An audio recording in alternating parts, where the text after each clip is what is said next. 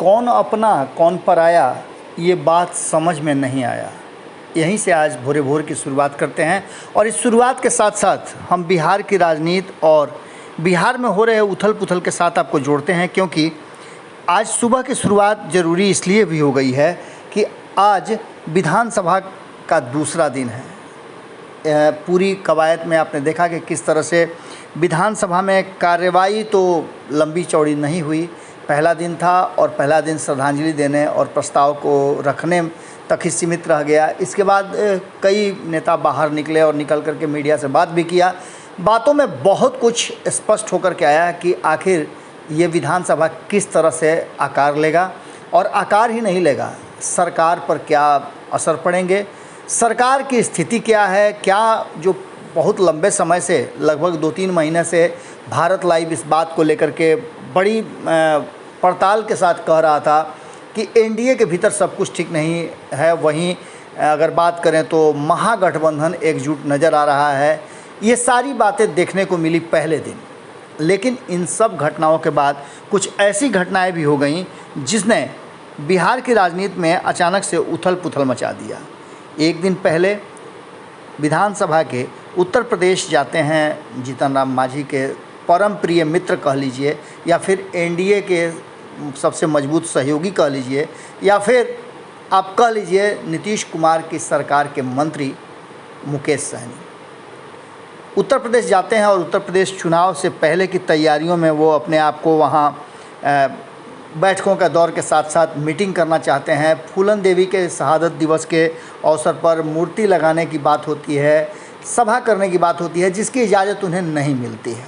यहाँ तक कि उनकी मूर्तियाँ भी जब्त कर ली जाती है और उनके कार्यकर्ता और पदाधिकारियों के साथ दुर्व्यवहार भी होता है। पुलिस उन पर लाठियाँ भी चटकाती हैं। यहाँ तक कि जीतन राम मांझी को एयरपोर्ट से बाहर निकलने तक नहीं दिया जाता है और उन्हें वापस भेज दिया जाता है। इन सारी बातों के बीच अब सवाल ये गुड़मुड़ाने लगे हैं कि कौन किस पर पड़ रहा है भारी, जिसकी नई लिस्ट हो गई है जारी। अब ये नई लिस्ट क्या है और हम क्यों कह रहे हैं कि कौन किस पर पड़ेगा भारी, इसके पीछे सिर्फ हम एक मुकेश सहनी का एपिसोड लेकर के नहीं आए हैं। एपिसोड बहुत सारे हैं। इन सारे एपिसोड में आपको ये नज़र आ जाएगा कि आज पूरे दिन विधानसभा किस तरह से चलेगा या नहीं चलेगा, या फिर नीतीश कुमार के लिए मुश्किलें खड़ी हो जाएंगी। क्या इतने मजबूर हो जाएंगे नीतीश कुमार कि उन्हें अंतरात्मा की आवाज़ सुन इस्तीफ़ा देना पड़ेगा, फिर से 2017 दोहराया जाएगा या फिर 2013 दोहराया जाएगा। कौन इसके केंद्र में होगा और कौन किसको सपोर्ट करेगा।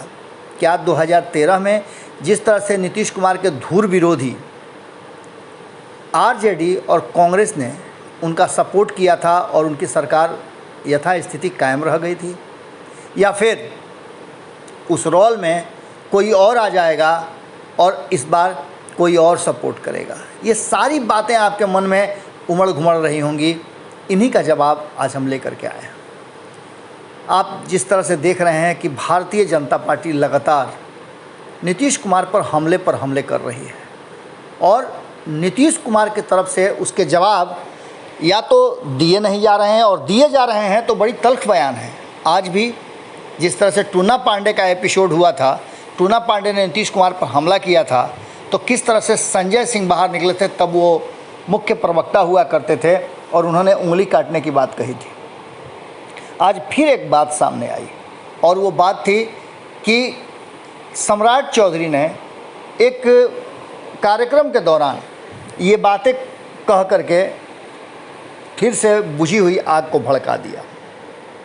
हालांकि उन्होंने जो बातें कही वो बात सम्राट चौधरी भले ही अपने जुबान से कह रहे थे, लेकिन वो भारतीय जनता पार्टी की आंतरिक इच्छा थी, जिसकी चर्चा हम लंबे समय से कर रहे हैं कि भारतीय जनता पार्टी पूरी तरह से अब इस बात को लेकर के भीतर ही भीतर वो भी घुटन महसूस कर रही है। जिस तरह से नीतीश कुमार सत्ता में आकर के मुख्यमंत्री बन करके घुटन महसूस कर रहे हैं, उसी तरह से मुख्यमंत्री बना करके घुटन महसूस कर रही है भारतीय जनता पार्टी। भारतीय जनता पार्टी के शीर्ष नेतृत्व पर लगातार दबाव बन रहा है उनके बिहार से जुड़े नेताओं का कि हम आखिर क्यों अब तक और लगातार नीतीश कुमार के पीछे पीछे चल रहे हैं, जबकि स्थिति बदल गई है, सब कुछ बदल गया है। और यही नहीं, उत्तर प्रदेश के चुनाव होने वाले हैं, वहाँ हमारी सरकार है। अगर नीतीश कुमार ऐन वक्त पे झटका दे देंगे तो इसके असर क्या पड़ेंगे, इन सारी बातों पर चर्चा के बाद आपको बता दें कि अब भारतीय जनता पार्टी मुखर हो गई है।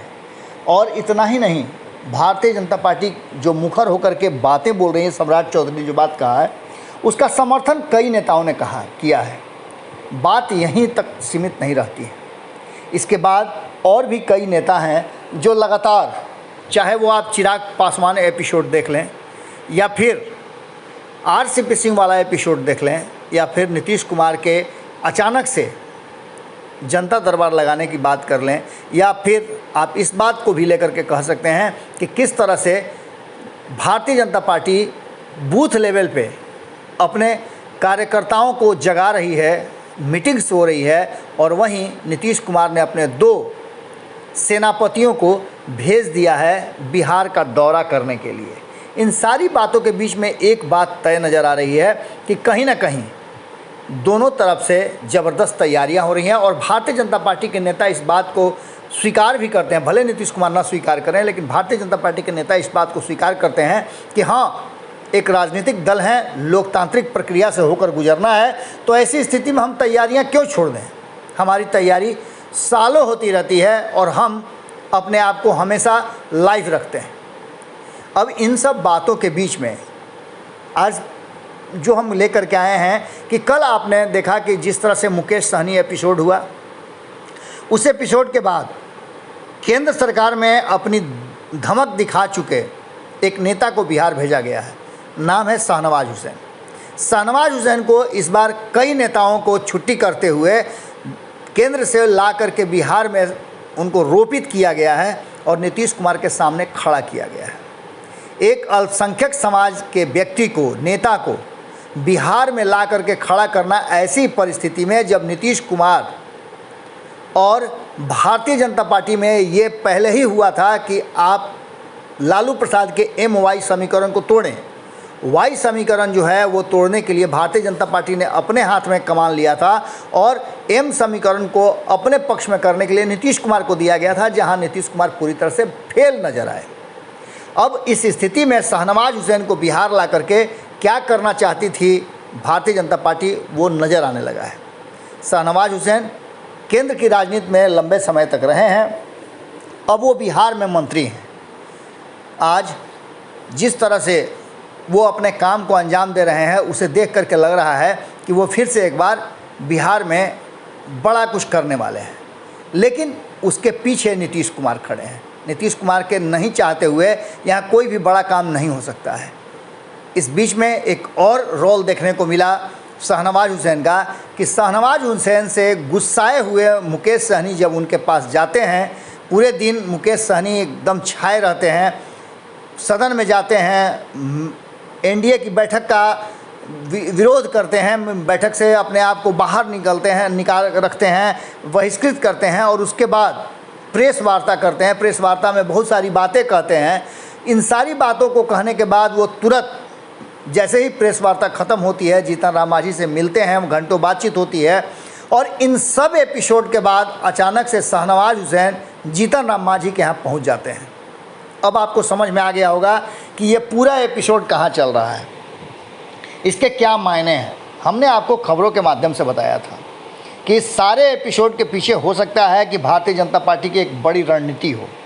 इस पूरे मामले में भले ही RJD के तरफ से ये बात कही गई हो कि मुकेश सहनी जो कर रहे हैं ये प्रायोजित है, या फिर ये कही जा रही हो कांग्रेस की तरफ से कि मुकेश सहनी यदि वहाँ घुटन महसूस कर रहे हैं तो हमारे साथ आ जाएं, हम उन्हें पूरा सम्मान देंगे, या फिर RJD के भी कई नेता इस बात को भीतर ही भीतर स्वीकार करते हो कि यदि मुकेश सहनी पाला बदल लेते हैं तो हमारा जो वर्षों का ख्वाब है तेजस्वी यादव को मुख्यमंत्री बनाने का, वो पूरा हो जाएगा।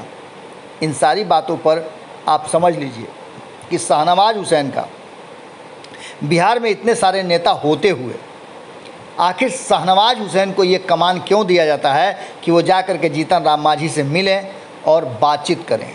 वो उनके मन को टटोलें कि आखिर इन दोनों के बीच में बातचीत क्या हुई है। अब ऐसी स्थिति में आप समझ सकते हैं कि क्या कुछ संदेश गया है। ये संदेश स्पष्ट है कि कहीं ना कहीं जीतन राम मांझी और मुकेश सहनी अब घुटन महसूस कर रहे हैं। और इससे पहले हमने आपको खबरों में बताया था कि जीतन राम मांझी को दिल्ली बुलाकर अमित शाह ने भी बातचीत किया था। ये पूरा एपिसोड आपको धीरे धीरे समझ में आ गया होगा। बिहार में नीतीश कुमार चाहे जिस तरह की रणनीति बनाए, लेकिन एक बात ज़रूर है कि कौन किस पर भारी, अब ये देखने वाली बात हो गई है। कौन कौन भारतीय जनता पार्टी के रडार पर है, इसकी भी लिस्ट अब लगभग तय हो गई है। और मुकेश सहनी एपिसोड ने और बहुत सारे पत्ते खोल दिए हैं।